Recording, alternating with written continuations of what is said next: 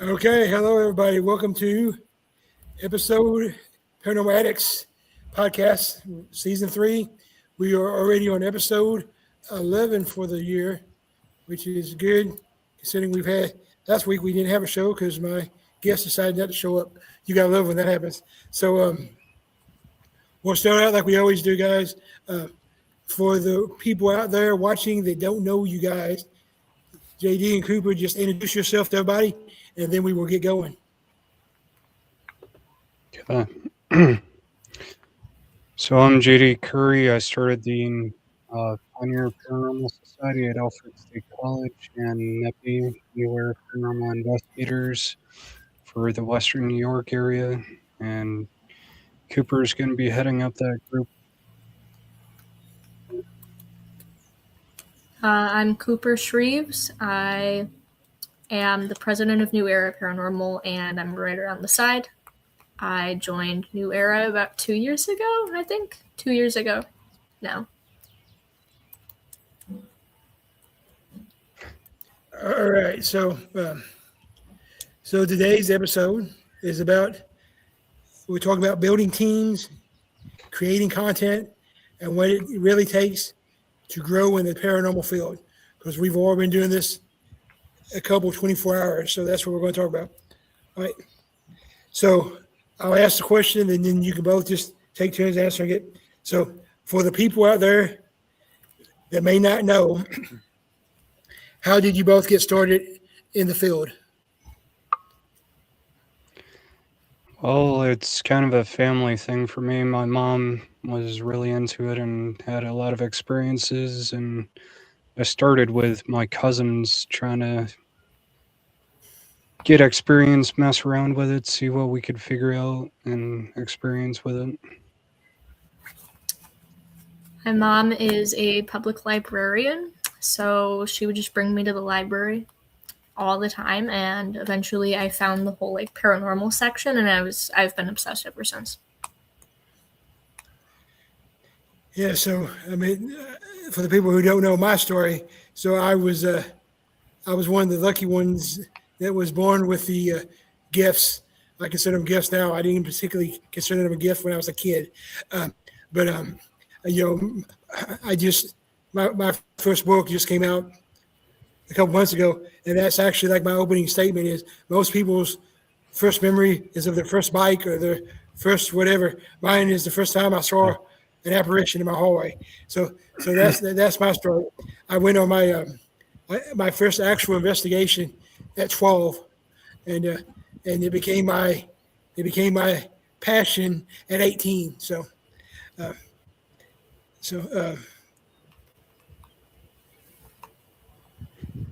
Okay, JD, you founded the Pioneer Paranormal Society. How did that come together? Yeah, so I was doing stuff on my own with my cousins and some friends, and then I decided to formalize it because before the paranormal, I was really into robotics, and I founded a robotics team for the school. So I kind of figured out how to form a paranormal college at Alfred State College, which is a SUNY accredited school. They're really good about starting new organizations, providing opportunities for students, so it was a good place to start. So that kind of leads us to the next question, which was, what was it like bringing the paranormal into the college environment? It was interesting. At first, we were the goth and weirdos, but eventually the school ended up liking us a lot and really supporting us, so it's good. That's always good when you support's the big key. So I didn't realize how unique this was until I started doing the podcast, but I actually have a degree in parapsychology. And I actually have a degree in parapsychology, 2 in theology, and then I'm a trained demonologist under Bishop Long. So I consider myself an educated investigator, not just an investigator. And that's not bragging. That's just from my standpoint. From my standpoint, I try to look at the paranormal as a we'll consider it pseudoscience. I hate that pseudo word. So to me, we're a science. So I want to come into it educated. I keep telling people that I will stop investigating once we're actually a science. Until then, I'm going to keep investigating. So I might be investigating as a ghost. So I may be joining somebody later on an investigation after I die. I don't know. So how do you guys look at the paranormal? Do you look at it from a scientific standpoint? Do you look at it from a religious standpoint? Do you look at, I mean, just what is your guys' theory about the paranormal? How do you go about it?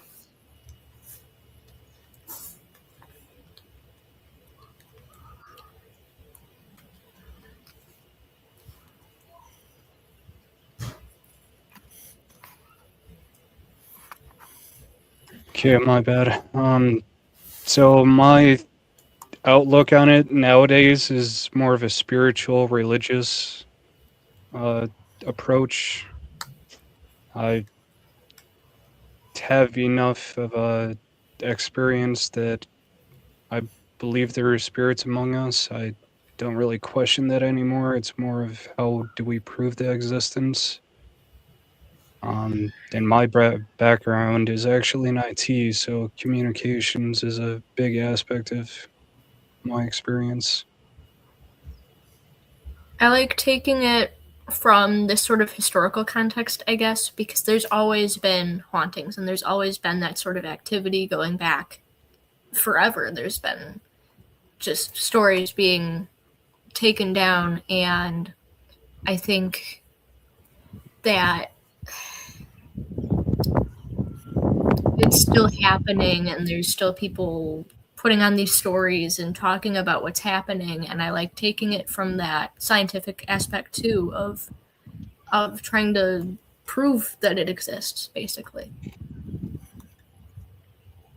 Yeah, so I definitely go about it, I guess, a hybrid thing, because I mean, I like the scientific proof. I like it, but I definitely take it from a religious standpoint too. I mean, one thing I've shared before, especially with you know, Wayne and people like that, they definitely come from the religious background. I was told by this 60-some-odd-year-old lady in the hospital in Cape Girardeau, Missouri, when I was 6 years old, that I was going to hell and I was a tool of the devil because of my gifts. So I've learned since then, when I call them my gifts, to me they're gifts from God. God gave me the gifts to use to help people.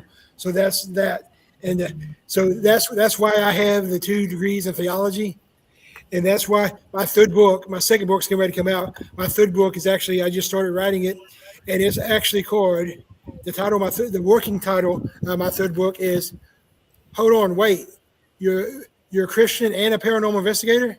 How's that work?" And I actually got that title because I was a featured guest at Smoky Mountain Terror last year, and I was talking to. I'm not going to drop names because I don't know if she's comfortable with it, but I was talking with the actress from the Blair Witch Project.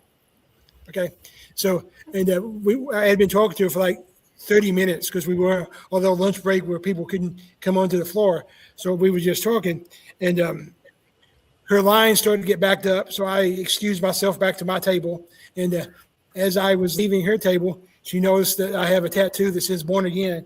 I don't know if you can see that on there. But so as I was walking back to my table, she's like, "Hold on." She's like, "Hold on, Kent." She's like, "Let me get this right. You're a paranormal investigator, and you're a Christian and a demonologist." She's like, "How does that work for you?" I'm like, "It works good for me." I was like, "I don't." So that was actually exactly how she said it. So that's actually the title of the book. So yeah. So Yeah. and I've debated so many people on that. I'm actually going to do a whole episode one time just that. So let's see. Okay, so this is a Well, question for both of on you. that note, I do have a topic to discuss if you're open to discussing it. For Christianity, like most of the literature says that if you speak with spirit, that that's a bad thing. And I don't feel that way. Obviously, you don't feel that way, but I feel like religion also changes with time because we have that It aspect does. and then the LGBTQ who are God's children anyways. So I think that the Bible changes a lot because we have different like social beliefs now, so it's gonna change over time of yeah, our Yeah. beliefs about So, ghosts and other things that we're a lot well, more open to now than ancient people would have been.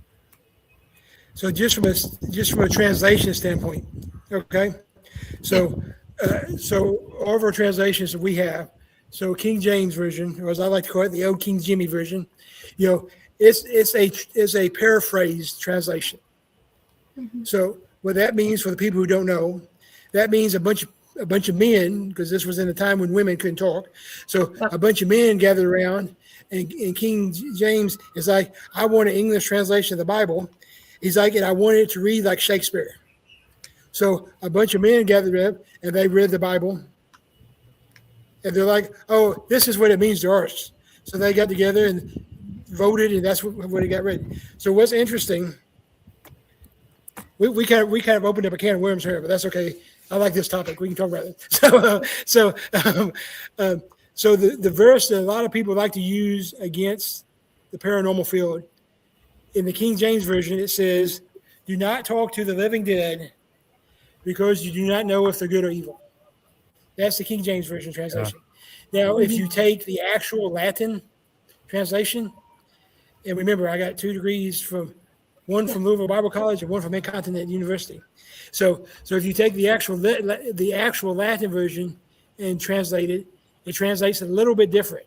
The King James version left out some words. So the actual Latin version says, "Do not talk to the living dead unless you are trained or gifted, because only then will you know if it's good or evil."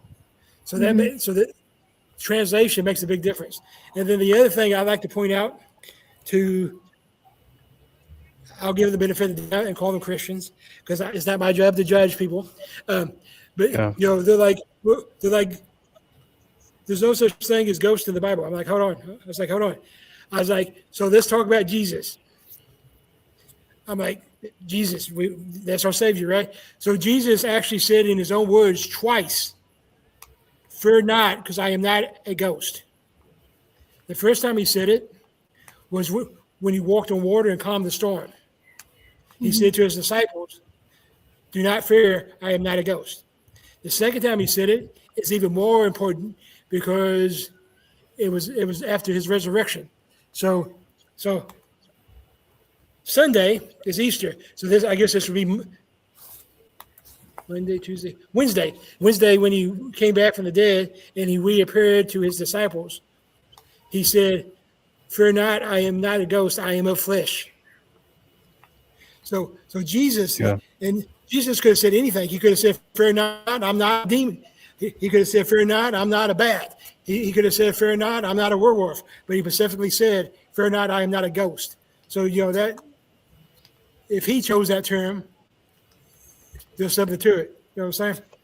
Mm-hmm. All right, so let's talk a There little bit is about. something in front of your screen that you're gonna want to move. Yeah. There's something. Let's talk about NPI, NEPI. I'm sorry. NEPI. So Yep. tell us about the new era paranormal investigators, and what your vision in starting that was, and what your vision is now. That's to both of you. Well, it's gonna be interesting to hear Cooper's thought on this, but the original concept was to continue the uh, opportunity to have young adults in the exploration of paranormal and joining the community while also creating original content. And it was to have a good environment for them to learn about our community and just get more experience with it. I would say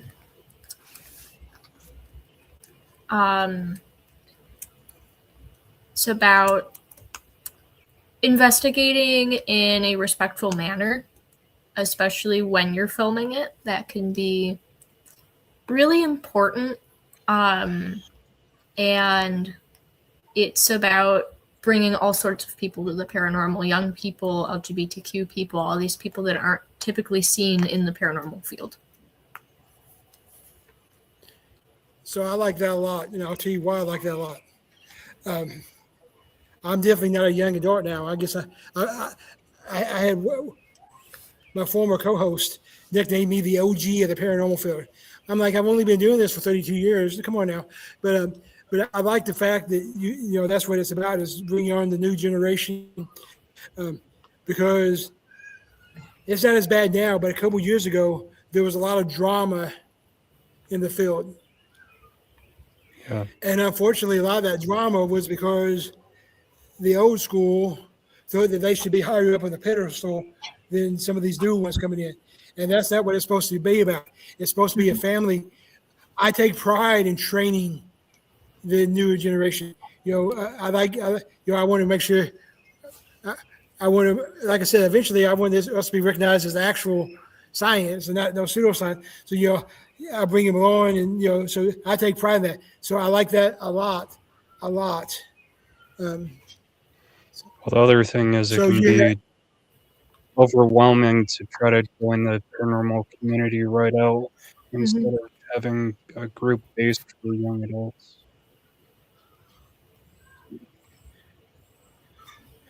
So you built both a team and content. How do you Yeah. balance investigation versus production?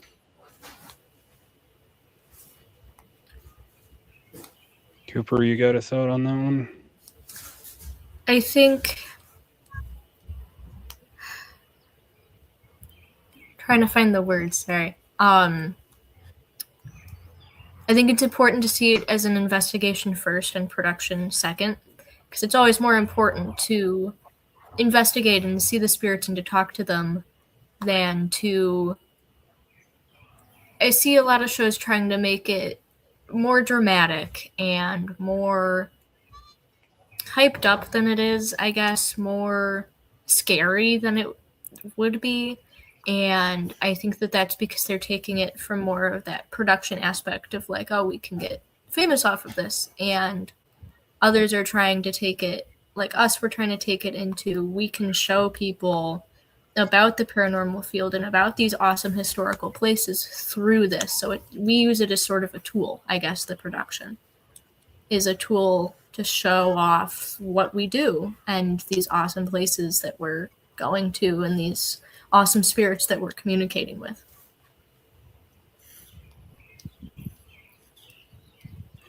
So this is a question I don't ask everybody.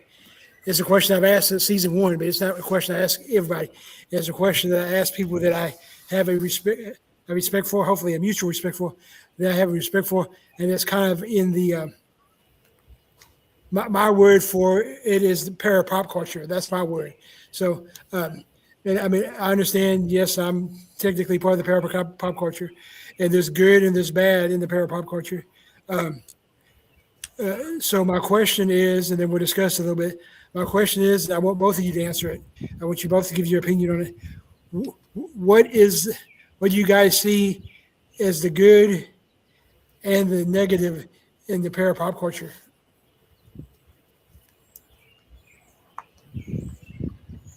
So for me, a lot of it is seeing disrespect towards spirits. I don't like that it's part of history and people will go in and they'll disrespect the disabled community, the mentally ill community. Like people go into asylums and mental hospitals and just completely butcher what it is to be disabled or mentally ill or any sort of thing like that, or any sort of minority. I'm doing my senior thesis. I'm a senior in college in media. I'm doing my senior thesis on how paranormal reality shows treat disability and mental illness, and the answer is it's not very good. And it's disrespectful, and I think it's really hurting both the paranormal community and the disabled community. because paranormal reality treats disability in a way where it's kind of like a freak show. It's no different than the circus a lot of times, where they're going in and they're treating this as like, oh, haha, well, like I live near the Richardson, and people will go in and be like, oh, it's so scary, there were disabled people here, and I'm like, okay, whatever. Like, it doesn't make sense, and it's like they're not seeing everyone as human in a way. And I think that's a big issue in the paranormal, that like spirits were human.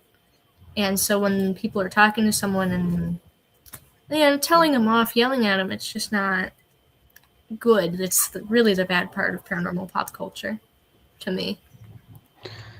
I think the negative is trying to join the field for exposure specifically.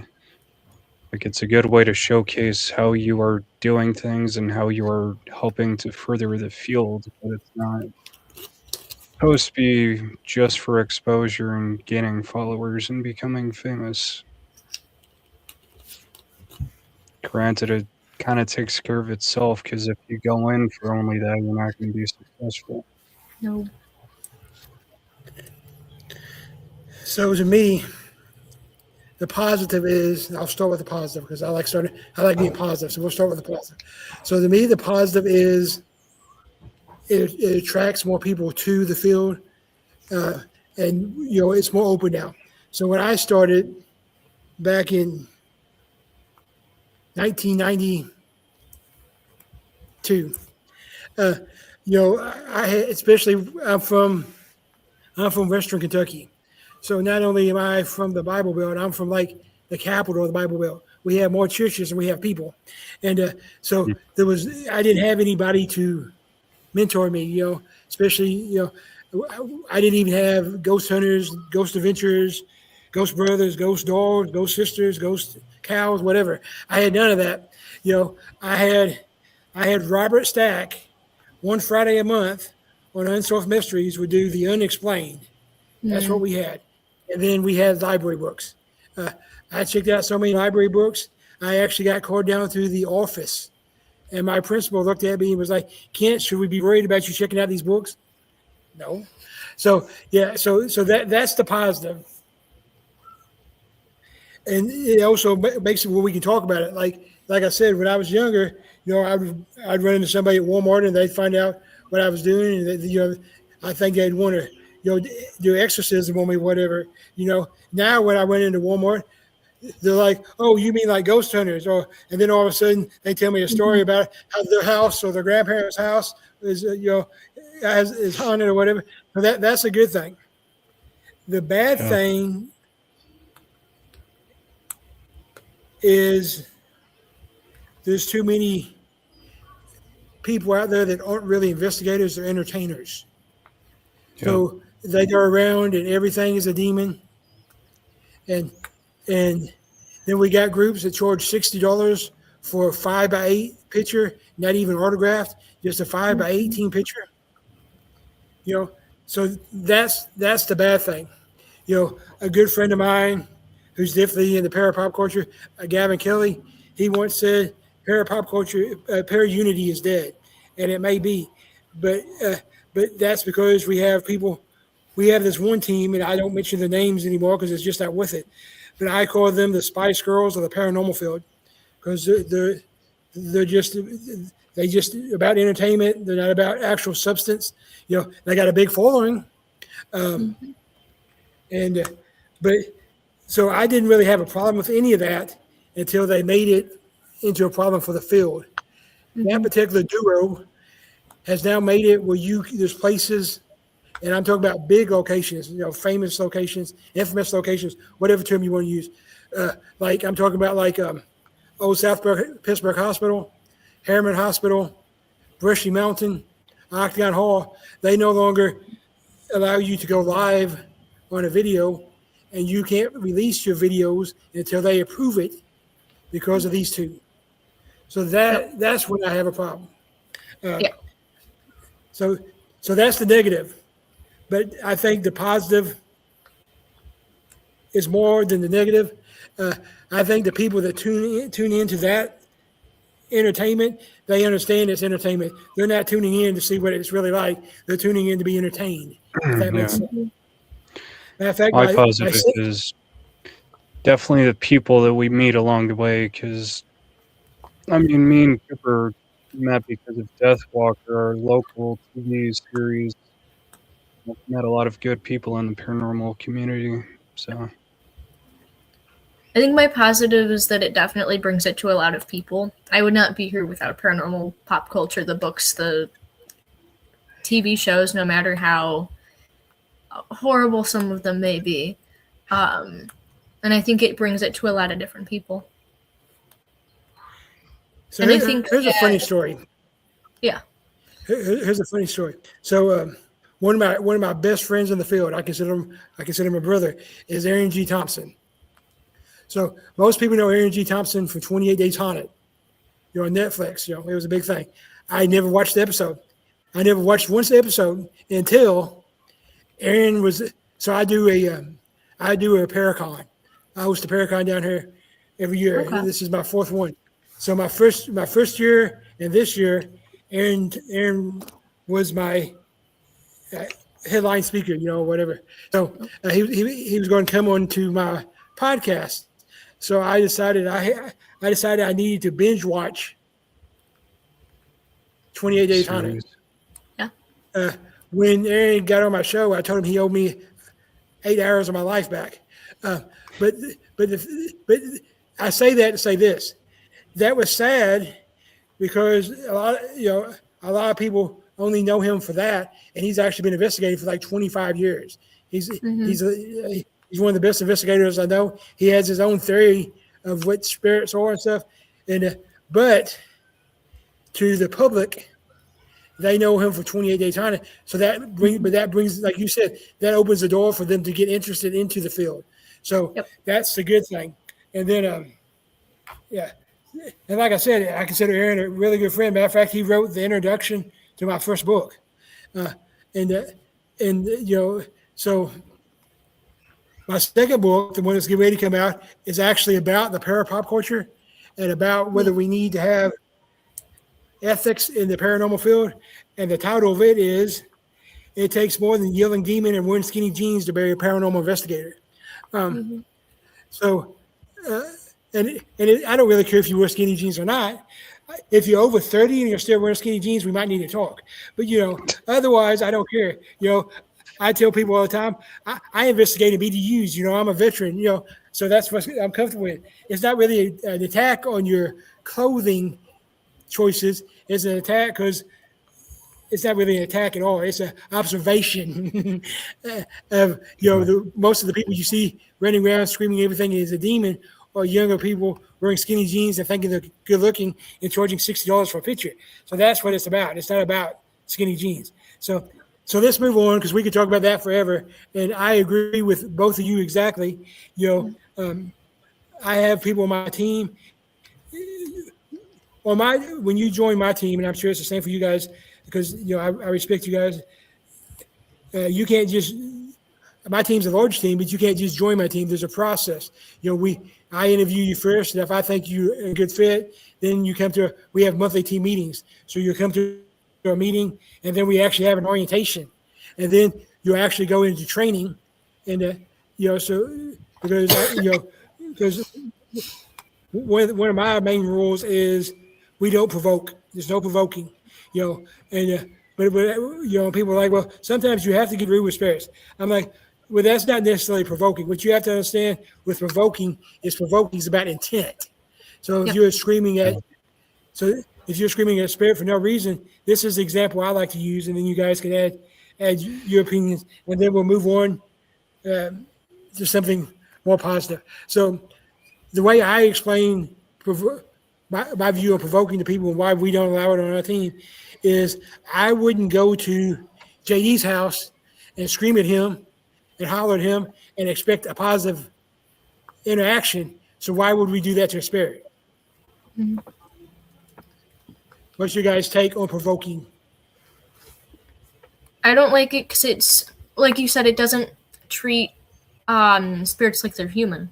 It treats them as this sort of like other, and it doesn't bring a sort of good ethics or look to the paranormal to act that way.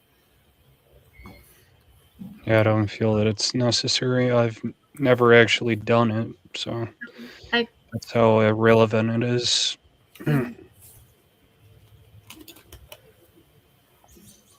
Okay, let's talk a little bit about the word that we mentioned earlier, and that's parunity. Yes. Most of the people in the field have got tired of that word because there's no real true parunity. But the problem really with that is nobody really knows what parunity is. There's no definition for it. I'm actually a big person in collaborating with teams and helping teams. And I know you guys are too. So that's kind of my question. That was my lead way. Was that good? You like that? So you worked with multiple teams. How important do you think it is? How important do you think collaborations are to the field? Brings a lot of new ideas. I don't think that there would be so much of a paranormal field without collaboration, because it's field means that it's many people and then it's all different ideas. So without like collaboration and unity, there is no paranormal, really. And I agree with that. To me, a collaboration is a chance to learn from another person. I've been doing this since I came over on the Mayflower, I think, and but I'm still learning every day. I like to tell people, the way I like to put it is, my philosophy is you're either green and growing or you're ripe and rotting. So I'm growing every day. I'm learning new philosophies, new equipment, new everything. So yeah, exactly. So to me, collaborations are about respect, no ego, and doing it the right way. Because if you're doing this with an ego, you're not doing it right. So that's what collaborations are to me. Yeah, if we didn't share our ideas, we wouldn't grow as a field. So that's part of making this into a science if we end up going that way one day.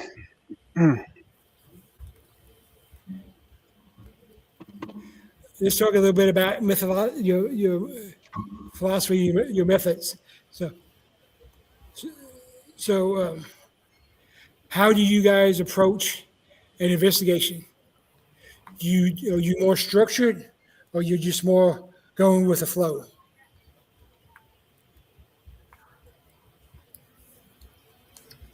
I would say most of the time we go with the flow. We have a structure of how we do things because we usually talk about the history, then do a psychic walkthrough, even though our psychic isn't part of the history. But then after that, the investigation just kind of flows naturally.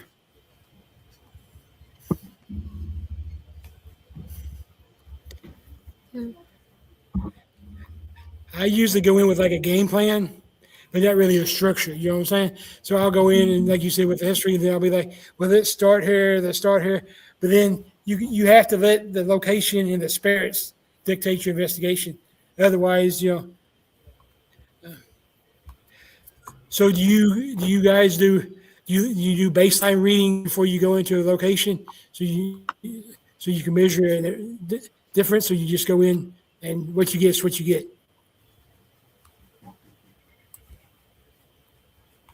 We don't really do a baseline. We should, but Yeah. we have to I start. don't know if it's a should thing. I like to do them. Yeah. Yeah. It is the more. I actually got into a discussion, Yeah.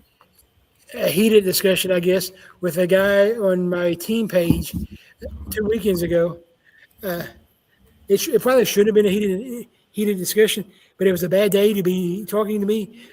My team lead had just been rushed to Vanderbilt for another stroke, and I was at a funeral for my preacher from my childhood. So it was, and he wanted to argue with me about philosophy and stuff. He's like, how can you do a baseline when it has nothing to do with paranormal? I'm like, first of all, I've been doing this for 34 years. I'm Yeah. like, I'm not saying I know everything, but I'm like, to me, a baseline is less about the information and more about being able to measure a response. For example, we do, especially when we're doing a residential investigation, we do a EMF baseline. We do a we do a yeah we do a thermal baseline, and then we do Yeah. a baseline with SLS, which Hmm. we'll talk about that later. Yeah. So so so I'm not saying necessarily that the EMF reading is going to detect something, but if your baseline is a 2 and all of a sudden you get a 23, Mm-hmm. something's going on there. Yep. So that's to me, that's what the baseline is about. It's not proving anything, it's not disproving anything. It's just giving me, especially when I go back and edit film, it's just giving me a timestamp to look at stuff. Does that make sense? Yeah. Yeah, and take note of any fluctuations that are natural, especially false readings for the SLS cameras. Yeah, yeah. So let me ask this next question, then we'll get to equipment because I do want to talk about equipment. So, so what do you guys think the field needs to do to move forward? Do you think we need more structure, or do you think we need more openness? I think more openness for sure, because I think that That's the my agent. openness makes way for new ideas, that everyone comes at it with a different approach and new sort of idea about what this all could be. And I think that I don't remember where I was going with that actually. I think structure is important, but you also have to be open to what we collect when we're doing What's up, investigations. Robert? What's up, Rob? Okay. Rob, since you're on my show, I need you to behave this time. It doesn't seem Rob like likes it. to disrupt my shows. So, all right, let's talk a little bit about equipment. Yeah. So,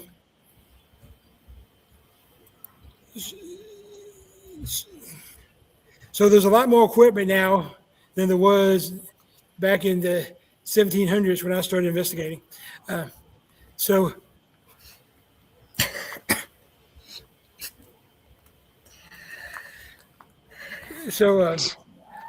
what equipment do you guys use? What equipment do you trust, and what equipment do you not trust? Well, I have a theory behind this. Most of the equipment that we have nowadays and use regularly was not designed for the paranormal field, obviously, with the exception of the spirit box. But, so there's more stuff that we can always include and implement into investigation, but um,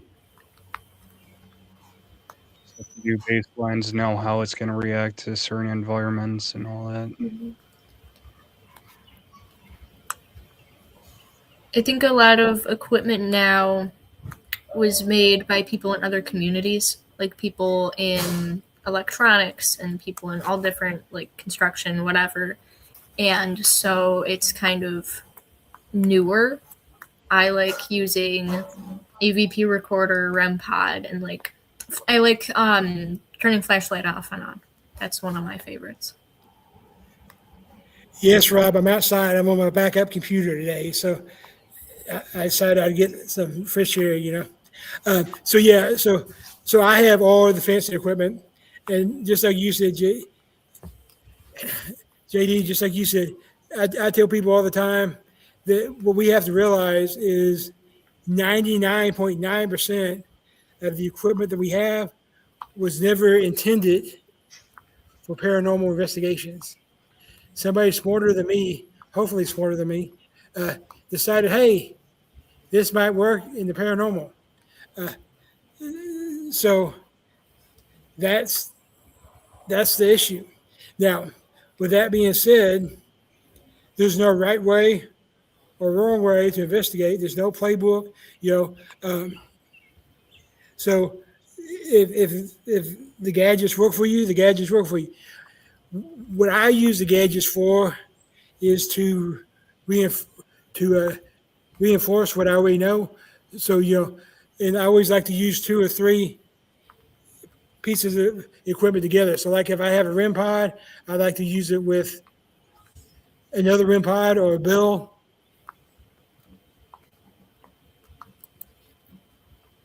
or any of that. Reading on multiple devices. So so if you have devices that corroborate with each other, then you might have something, you know. And exactly, Rob. So yeah, so to me, the most time when I really use when I think equipment really comes useful for me is if I'm doing a residential investigation. Yes, we still do residential investigations. I know a lot of people don't anymore, but we still do. So if I'm doing a residential investigation, it's a lot easier to come up to the homeowner and be like, "This is what I captured," than it is to go up to the homeowner and be like, "Well, this is what I feel is going on." So to me, that's what the equipment's for. It's not to prove anything. It's just to back up what you already sense or you already know. Yeah. All right. So this is a good question. This is a fun question. And Rob, you can answer this one too in the comment boxes. So where do you see the paranormal field heading in the next 5 to 10 years? Where do you think the paranormal field is going? If you want to go first, I have a long-winded answer. Okay. I think it's going in a very media-based outlook, where to succeed, you kind of have to have some sort of YouTube channel, podcast, some sort of social media to get yourself out there. But I guess that's kind of every field nowadays. Well, that's a portfolio. Yep. And also I'm a media production major, so I might be kind of biased in that. But I think that it's heading in more of a direction that's based on entertainment because of that. Where it's very based on like, oh, look at this, look at that, and it's supposed to scare you, and I'm not very into the scaring thing. I don't think that a lot of things are very scary in the paranormal. I'm more scared of falling downstairs than I would be of a ghost, and it's more likely that I'd fall down the stairs and see a ghost anyways. But I think that I wanted to head more of in a direction of more people writing books and stuff, but I don't know how realistic that is. Because it's harder to get published than to be on YouTube, to be fair. No, there's good odds because of YouTube. Yeah.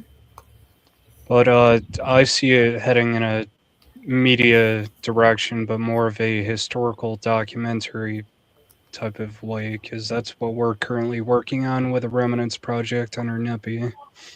Trying to use paranormal investigating to uncover more history and make an impact that way.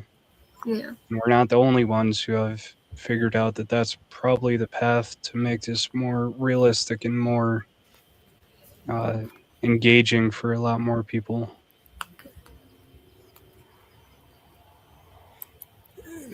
Yeah, I think personally, I think we're in a better spot today than we were last year. It's the year before. I think we got where it was more about entertainment than content, and I think we're going slowly back to that. That's low. To that. So let's see what Rob says. The entertainment is extremely dead from the media side. I think there's a shift of perhaps a divide between many where some are heading to the roots of paranormal and some are still trying to define it as a science. Okay. That makes sense. Yeah. But I think what he means by the entertainment side is actual, like, high caliber TV shows are not really there anymore. So Discovery isn't Rob picking actually, up much in that level of things. Rob actually told me 2 years ago, Rob, or 3 years ago, when I started, not when I started, but when I reached out to him to help as as my brother, when I reached out to him for advice and stuff about my event, he actually said that nobody cares about para celebrities anymore. He's like just get people who are actually going to provide you know provide what you need. So that's what we do, and I agree with that. I don't. I never was a TV show person. I mean, I'll be honest, and I watched Ghost Hunters maybe the first season, the 2 seasons. I never watched. Okay, why don't you say how you said it then? Well, the impact of the TV shows, you've got two of us here right now that have watched those paranormal shows, and that's Yeah. why we get started with it. You were And I saying do know. earlier, complaining that you were having to watch 8 hours of that one show, but with my senior thesis, I have to watch like every show, all of them, and then write notes about it, and then write a 15-page paper about it. So I very much, I guess, are in deep in that culture.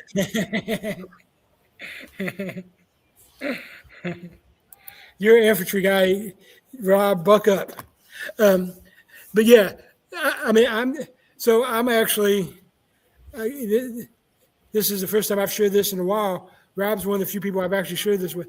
Well, I'm actually in the process of doing a couple episodes of a show, or so I mean, I'm not anti that at all. I'm just Yeah. saying, and I know you guys are the same way. You even said it earlier. It's content over performance, and that was the only way I did this. I actually lost sleep over this decision for a long time, and I talked to Rob and a few other people that I trust in the field. Whether I should do it, and because my thing is I didn't want to be tied into the entertainment part of the, what I'm saying? So, Yeah. but and that's what they said is, may, we need more of the content over entertainment people out there. So that's why we're doing it. All right. So we're almost out of time. So we're going to do a speed round. Are you ready? Speed Yes. round. Favorite location? Hinsdale. Van Horn Mansion. Creepiest moment? Apparition Western Block. Honestly, the door slamming by itself at our investigation at the, I'm forgetting the name Poorhouse. of it. Yep, poorhouse. Livingston County poorhouse. That was pretty creepy to me. One piece of equipment you can't live without? My own feelings. Camera. One piece of equipment that is overrated? K2. Thousand rods. EMF.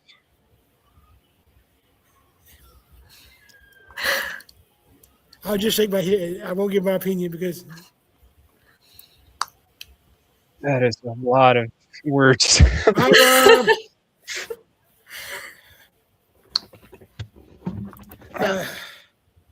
So yeah. All right. So I think all I actually got out of that was eat chocolate, so I'm good with that part. I'll listen. so to me, when people ask me the most overrated equipment, I have two. I have to throw the SLS in there, Yeah. and then I have to throw in the K2 meter.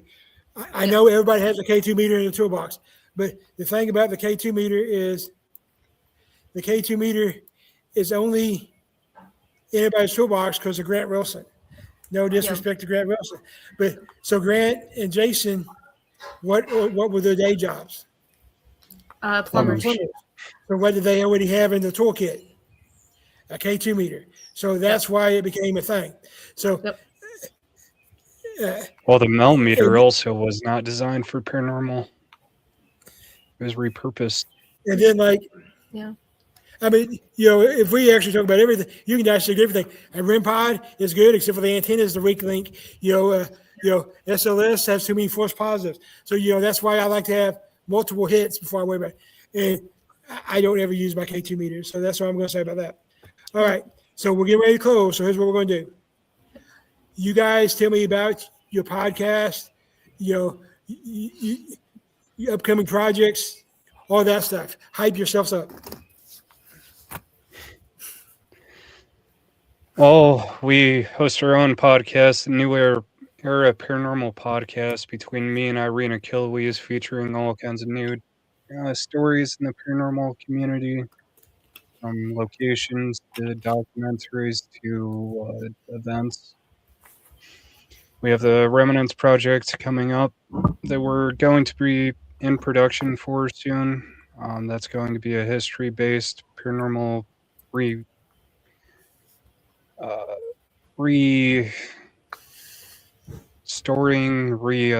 building to the history that's already there using paranormal investigation. We'll have a lot more information coming out about that on all the NEPI channels. We have Instagram, Facebook, YouTube, TikTok, all at New Era Paranormal. We also have a Remnants Project podcast that ties in a lot of different behind-the-scenes stuff for that series. And tomorrow night, we're going to be doing a live event at the Doss House, online only. But it'll be interesting to see how that comes together. Well, this is usually the point where I hype up my guest for next week, but I'm not sure who that's going to be yet. I'm hoping it's going to be Kenneth Drake, but I haven't heard back for sure yet. So thank you guys for being on the show. Maybe I can get you guys down here to my Paracon next year. It'll be our 5th year, so we're going big next year. So we know we got Dale Monson coming down.